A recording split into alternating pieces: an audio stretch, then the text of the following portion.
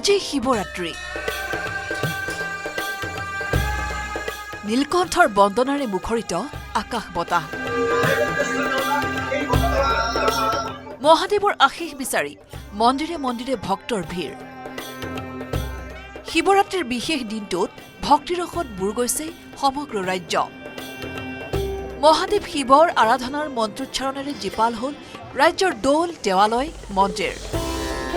শিৱসাগৰৰ শিৱদৌল তেজপুৰৰ মহাভৈৰৱ মন্দিৰ নগাঁৱৰ মহামৃত্যুঞ্জয় মন্দিৰৰ সমান্তৰালকৈ প্ৰতিটো শিৱদৌলত পুৱাৰে পৰা মহাদেৱৰ আশীৰ্বাদ ল'বলৈ ভিৰ কৰিলেহি ভক্তই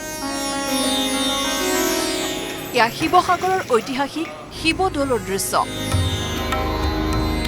পুৱা 4 বজাৰ পৰাই শিৱদৌলত ভিৰ কৰিলেহি অগণন ভক্তই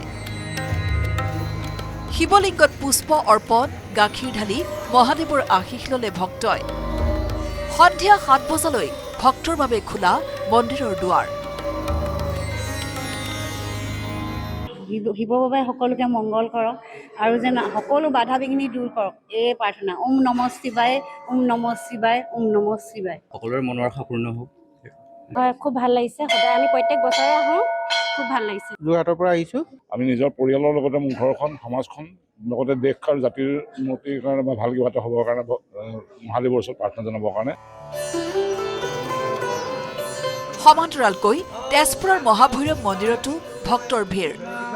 হাতে হাতে ফুল ধূপ বন্তি লৈ মহাদেৱৰ দৰ্শনৰ বাবে শাৰী পাতিলে ভক্তই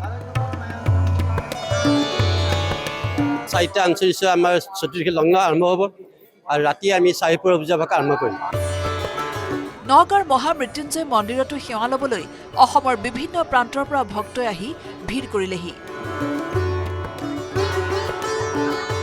নলবাৰীৰ খাৰজাৰাস্থিত শিৱথানৰ সুউচ্চ মহাদেৱৰ প্ৰতিমাৰ সন্মুখত ভক্তই জ্বলালে চাকি একেদৰেই মহানগৰীৰ শাওকুচিস্থিত শাওকুচি গল্ডেন ক্লাবত থকা শিৱ মন্দিৰত ৩৬ সংখ্যক মহাশিৱৰাত্ৰি পালন কৰা হৈছে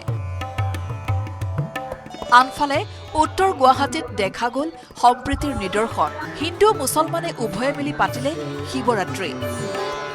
ৰংমহলৰ মতিউৰ ৰহমান নামৰ লোকজনে পৰিচালনা কৰা এই থানখনত ভিৰ কৰিলেহি ভক্তই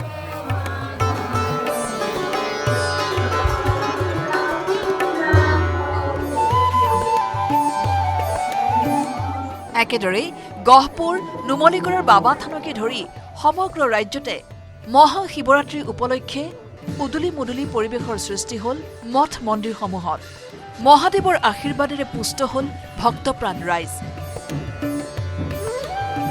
bureau' report news 18 Assam north east